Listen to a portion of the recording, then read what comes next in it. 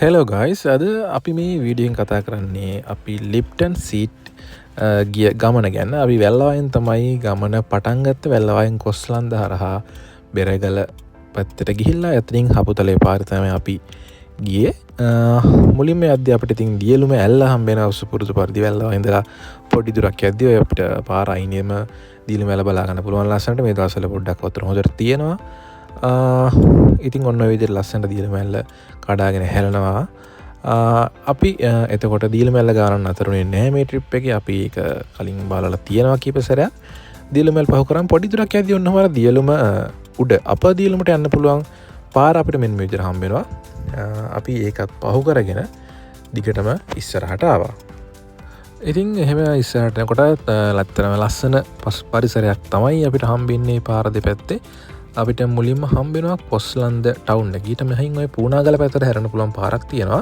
ඔය පූනාගල හරහත් Lipton seat පැත්තට යන්න පුළුවන් හැබැයි පාර පොඩ්ඩක් අවුල් ඉතින් මේ තියෙන කොස්ලන්ද ටවුන් එක ATM එකක් එහෙම තියෙනවා වලට ඕන සල්ලි ගන්න මොනවාරි බඩු ගන්න අවශ්‍ය නම් සාමාන්‍ය හොඳ කඩ කීපයක් තියෙනවා කොස්ලන්ද ටවුන් එකේ තමයි ඔය තියෙන්නේ කොස්ලන්ද ටවුන් එක පහු කරන් එද්දී අපි කොළඹ හපුතලේ පාරේ බෙරගල හන්දියට මෙන්න මේ විදිහට එනවා බෙරගල හන්දියෙන් දකුණු පැත්තට හපුතලේ පැත්තට තමයි යන්න ඕන ඔය පැත්තට ටික දුරක් යද්දී අපිට හපුතලේ ටවුන් එක හම්බ වෙනවා. ඉතින් අපි හපුතලේ ටවුන් එකට ඉදිරිය 10:00 වගේ විතර ඇති. එනකොට මෙන්න විදිහට මාරම මීදුමක් තිබ්බ හපුතලේ ටවුන් එකේ. ඉතින් මාරම ලස්සනයි මාරම කූල් මේ ටයිම් එක වෙද්දි හපුතලේ ටවුන් එක. හපුතලේ ටවුන් එකෙන් අපි තවදුරටත් හපුතලේ පැත්තට යනකොට අපිට හම්බ වෙනවා දඹේතැන්න ටී ස්ටේට් එකට හරවන පාර.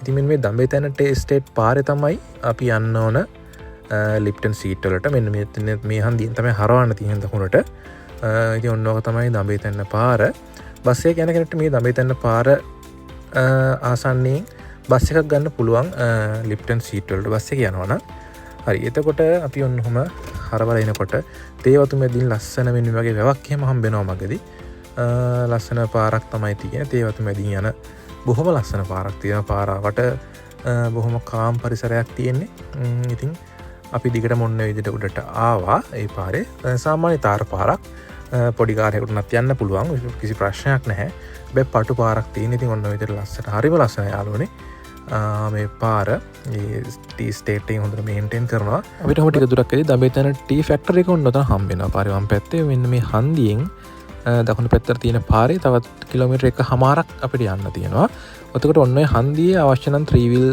හයර් එකකට ගන්න පුළුවන් තියෙනවා ලොකු බස් එක වගේ ආවොත් නම් යන්න අමාරුයි පාරේ බස් එකේ ආවොත් ඔය හන්දිය බැහැලා උතන ඉඳලා 3 wheel එකක් ගන්න පුළුවන් කිලෝමීටර් 1.5ක් විතර උඩට යන්න තියෙනවා ආයේ මෙන්න වගේ ලස්සන පාරක් තේ වතු මැදින් අපිට යන්න තියෙන්නේ ඉතින් ඔය පාරේ අපි දිගටම මේ කිලෝමීටර් 1.5 හිමීට යන්න ඕන උඩට යද්දි මෙන්න වගේ U-turn කීපයක් හම්බ වෙනවා ටිකක් එක්ස්පීරියන්ස් ඩ්‍රයිවර් කෙනෙක් එනවා නම් හොඳයි මේ වගේ පාරක සමහර තැන්වල වාහන දෙකක් මාරු වෙන්න බෑ එහෙම තැන්වලදී පොඩ්ඩක් රිවර්ස් කරලා ඉඳ තියෙන තැනක් බලලා අනිත් වාහනයට මාරු වෙන්න ඉඩ දෙන්න වෙනවා. ඉතින් ඒකත් ඔළුවේ තියාගන්න බයික් එක ගැන නම් ප්‍රශ්නයක් නැහැ.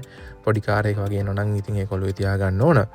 ඉතින් ඔන්න ඔය විදිහට ලස්සනට මීදුම ගලලා මාරම වයිබ් එකක් තිබ්බේ අපි උඩට යද්දිත්. හැබැයි ඉතින් පොඩි ප්‍රශ්නයකට තිබ්බේ අපි මේ යන view point එකට මේ මීදුම නම් ඉතින් ඉච්චර ගැලපෙන්නේ නැහැ. මොකද අපි view point එකේ වටේ තියෙන මුකුත්ම බලාගන්න වෙන්නේ නැහැ කියන අයිඩියා එක අපි ඔළුවේ තිබ්බා. මේ මීදුම නිසා හැබැයි ඉතින් ඒ වුණාට මේ තියෙන පරිසරය ලස්සන නම් මාරම ෆීල් එකක් එතන තිබ්බේ වෙලාවේ. අපි ඉතින් ඔන්න ඔහම තව විතරට ඉස්සරහට ගියා තේවතු මැදින් යනකොට අර හනුම කෝවිලක් එහෙම හම්බ වෙනවා. හරි ඔන්න ඔය ටිකට් කවුන්ටර් එකක් අපිට හම්බ වෙනවා යාළුවනේ. ස්ටේට් එකට ඇතුල් වෙන්න එක්කෙනෙක්ට 150ක් ගන්නවා වාහනේ අපේ පොඩි කාර් එකකට රුපියල් 250ක් ගත්තා. ඒ විදිහට තමයි අය කිරීම සිද්ධ වෙන්නේ. ටිකට් එකක් අරගෙන අපි එහෙම උඩට ගියා. උඩට තා පොඩි දුරක් යනකොට අපිට ලිප්ටන් සීට් view point එකට යන්න පුළුවන්කම හම්බුණා. ඉතින් ඔන්න ඔය විදිහට තමයි උඩ තත්ත්වය තිබ්බේ යාළුවනේ. ඇත්තට මීදුම ගලලා වෙනදට නම් මෙතෙන්ට පළාත් 5ක් පේනවා කියලා කියනවා. හැබැයි අද නම් බලා ගන්න අමාරු වුණා අපිට කිසිම දෙයක්. ඒ වෙලාවේ පැයක් විතර අපි එතන හිටියා. දිගටම මීදුම තිබ්බා. මාරම සීතලයි පොඩි වැස්සකුත් ආවා. ඉතින් ඔය වටේ මාර ලස්සනයි. ඔය ඔතන අර පිළිමයක් තියෙනවා. ඒ තේවත්තේ නිර්මාතෘවරයාගේ. එතකොට අපි ඉතින් ඔය ටිකේ පොඩ්ඩක් ඇවිද්දා. ඔතනින් පහලට ගියාම වොෂ් රූම්ස් එහෙම තියෙනවා. පාවිච්චි කරන්න පුළුවන් ගැටලුවක් නැහැ. ඔතනි පල්ලහට බැහලා යන්න පුළුවන් ඒ වොෂ්රූම් වලට සහ ඔතනින් තව පල්ලහටියක් ඇවිදගෙන යන්න පුළුවන් ලස්සනට තේවත්ත මැදින් ඒ වගේ තමයි පරිසරය. ඔතන උඩ තියෙන පොඩි රෙස්ටොරන්ට් එකක්. ඉතින් ඔන්න වගේ පොඩි රස වඩේ එකක් රොටියක් එහෙම කන්න පුළුවන්. ටී එකක් බොන්න පුළුවන්. පොඩක් ගණන් නම් පොඩ්ඩක් ඉතින් සැරයි උඩ නිසා වෙන්න ඇති. මම හිතන්නේ ටී එකක් රුපියල් 200ක් වඩේ එකක් රුපියල් 100ක් වගේ මුදලක් වෙනවා. ඉතින් හැබැයි රසයි. ඉතින් තැනේ හැටියට ඒ වගේ මිලක් අය කරන්න වෙනවා ඇති. ඉතින් ඔන්න ඔහොම තමයි අපේ ගමන. කිසි ප්‍රශ්නයක් නැහැ. සුළු වුණාටින් පස්සෙවත් තාම යන්න පුළුවන්. ඒ පැත්තට කිසි හානියක් නැහැ. හරි guys, මේ වීඩියෝ එකත් ඉතින් ෂෙයා කරලා ලයික් එකක් දාලා subscribe පාරක් දාගෙන යමු. Thank you.